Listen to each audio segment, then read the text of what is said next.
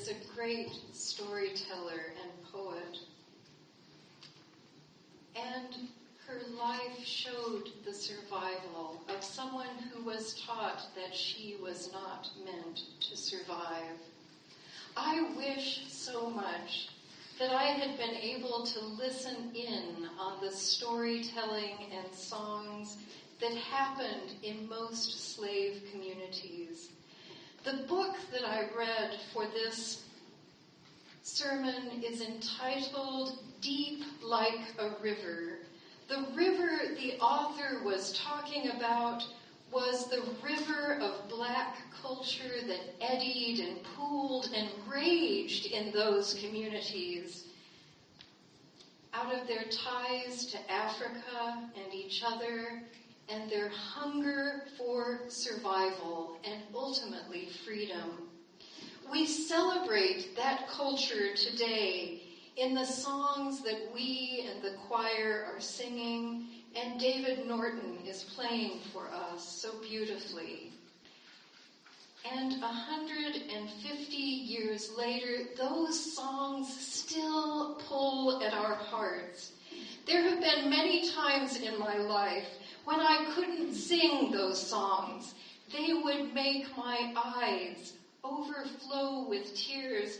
And I wonder if these songs make us aware of our own chains, different from those of the slave, that keep us from freedom.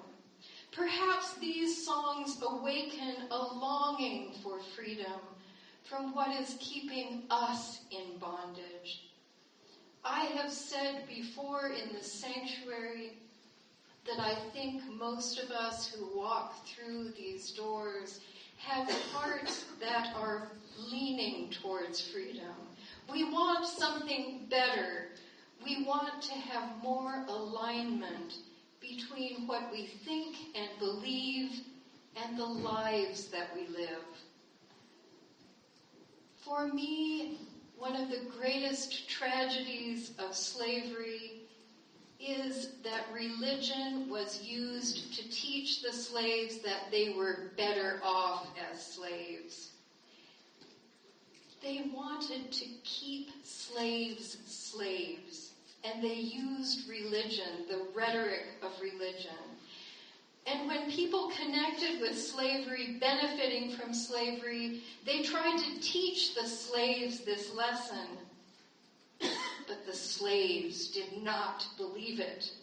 It only made them long even more for freedom. And it brought them the songs, like the song that the choir sung. But I want you to hear a voice from that time. The Right Reverend William Meade, an Episcopal Bishop of Virginia. This is how he admonished the slaves. Take care that you do not fret or murmur or grumble at your condition, for this will only make your life uneasy. It will not only make your life uneasy, it will greatly offend the Almighty God. Consider that it is not yourselves,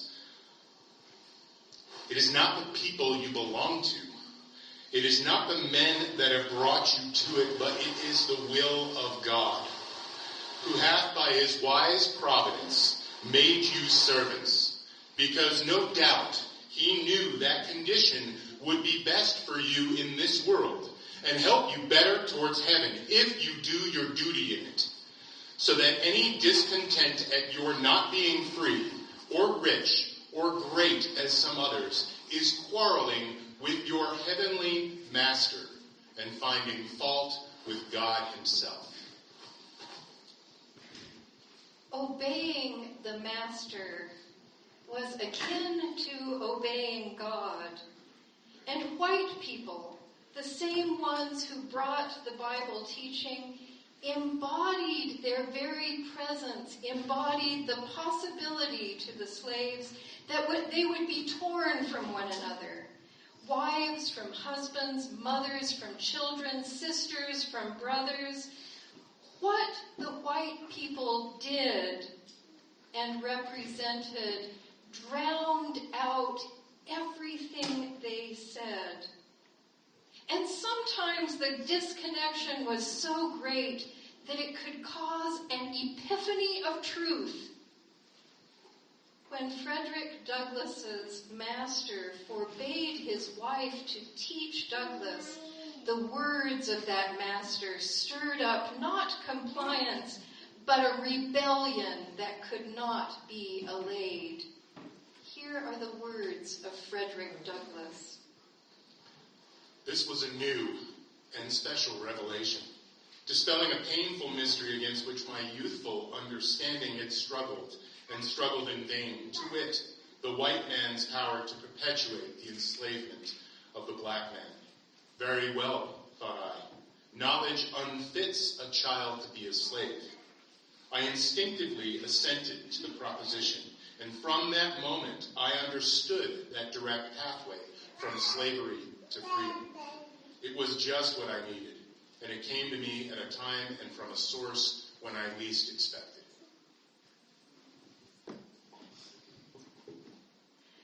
Frederick Douglass learned the opposite of what was intended by his master.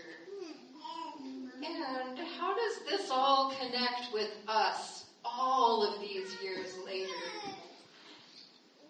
What are we teaching the world as a community?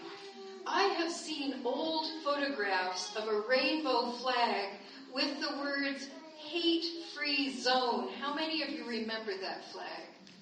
Many people who are here. And when I first came here, we had a banner that said standing on the side of love in front of this building. Do you remember that one? The UUA website describes the purpose of this campaign in this way. Through our Standing on the Side of Love campaign, we amplify the voices of the oppressed. Through online media, we show up in partnership at justice events across the country. We lobby national leaders on immigration reform, equality for lesbian, gay, bisexual, transgender, and queer people, religious freedom, and more. And above all, we work to make love real in the world. This campaign is doing a lot of good in the country and in the state of Utah. And when we put this banner up in front of our church that reads, Standing on the Side of Love, what are we saying? And I've been thinking about this a lot. One thing we're saying is that we perceive ourselves as loving. I imagine in this neighborhood, people have lots of different beliefs. Some of you live in the neighborhood around where we are. And probably among the beliefs in this neighborhood, I would say almost everyone believes in love. And love is a really hard word to live up to. I wonder if there have been times when our neighbors who know nothing about the UUA website would look at our sign and then look at all of our weeds. It's getting much better now, so I'm not bringing it in today. And the holes in our parking lot. And think, they don't seem to be caring much about the neighborhood. And that sign looks a little funny to them. And as everyone who has neighbors knows, loving your own surroundings is the way to show that you love your neighbors. If your neighbor who had a really crappy lawn, and we have somebody next to us, came to us, and this guy's really friendly, and actually kept asking me when Lou went away, would you like to have a beer with me sometime? Anyway, to which I responded, no thank you. He has a horrible lawn. So if he were to tell us that he loved us, I would think, show it to me with your lawn. I learned about this difficulty of espousing love when I returned home for a semester It was my sophomore year of college, and in the process of taking theater classes, I was cast as Dorothy in The Wizard of Oz for 45 performances. And I became friends with a woman who played a cat her name was Sarah. And also the Scarecrow became friends. And all three of us loved to dance. And after rehearsals, we would go out to places in Eau Claire, Wisconsin that Jess knows about, these kind of seedy places, where everybody dances and gets wild. And my parents knew, they didn't like this, but they knew that I passed my 18th birthday. I was a university student, and they needed to give me freedom. So they said I could go out, but I had to call them at 11 o'clock and tell them when I was coming home. So at 11, I would call them, and I'd say when I'd be home. And I'm sure they'd hear all the noise in the background. And many a night, I'd return after midnight, sometimes 2 a.m., and I'd find my father sitting right by the door, looking oh so sleepy and oh so worried. And then Leo Buscaglia came to town. Do any of you know Leo Buscaglia? Okay.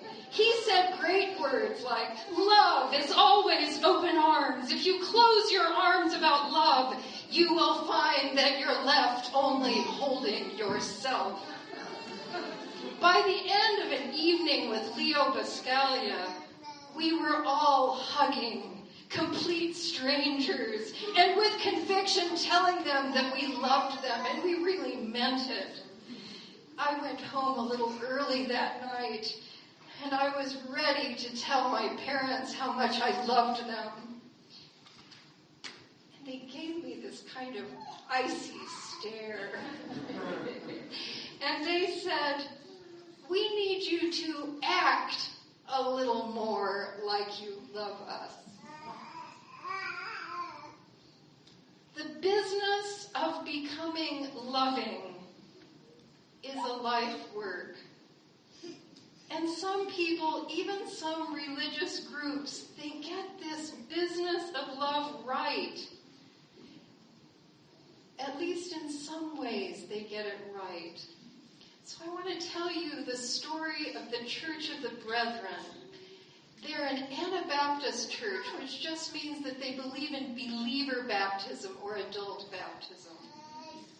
And I studied New Testament under a Church of the Brethren teacher because their seminary was next to the Quaker seminary where I studied. The high point of the Church of the Brethren year is in Easter week. It is the night of the Last Supper. And they get together and they have what is called a love feast where they all eat together. But before they eat together, they wash each other's feet. Have you ever washed someone's feet? It's quite an intimate experience. Anyway, during the weeks leading up to this ceremony, the leaders of a Church of the Brethren congregation go around to everyone in the congregation and ask them, do you hold any resentment to anyone in this congregation? Do you have any ill feelings? If ill feelings are found, they try to resolve them. If the feelings cannot be resolved in time for that ceremony, they postpone it. And they have been known to postpone these ceremonies for months until the ill feeling is resolved. This is more difficult than you might imagine because Church of the Brethren, many of them, they're somewhat connected with the Amish, although only a few of them will wear a kind of traditional dress, or the women will cover their heads. Many of them are farmers, so they've got all those things that farmers have. They've got the problem about fences and water. So there are lots of things that come up in these congregations. And every year, they solve these ill feelings before they gather for this ceremony. And I am wondering, what do we need to do to prepare for our standing on the side of love service that we have traditionally in February, right around Valentine's Day? What if we went around the congregation and made sure that we had no ill feelings for one another? And then perhaps if we could resolve everything and made a practice of that perhaps we could put that sign up there again. But I think before we put the sign up there, we might even want to consider reaching out to our neighbors, perhaps helping them with a neighborhood initiative. Because there are problems around this neighborhood. They're concerned about cars that are going too fast, that put their children in danger. There are lots of things happening around us here.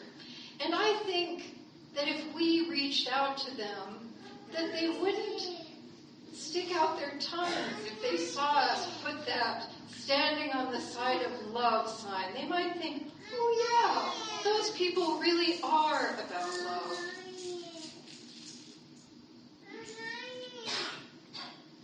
Let's do that work together.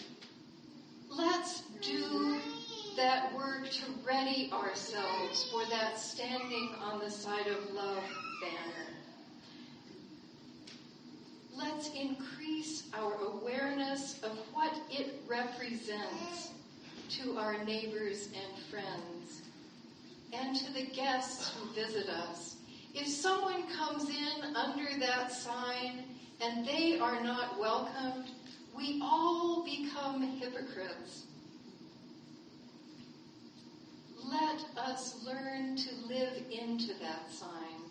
And when we can live into that sign, let's put it up.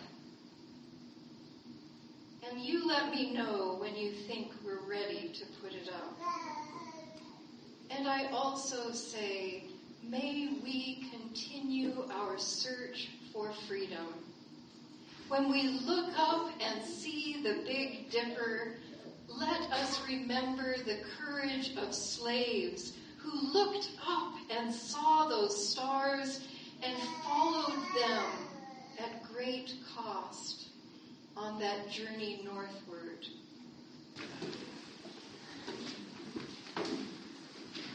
May we practice what we teach. This can be our life work. In our search for freedom, may we make a practice of loving kindness. We are making a practice of loving kindness, and there is always more to do. And in that work, we will find that joy in greater alignment between what we espouse and who we are. We are in the middle of that work.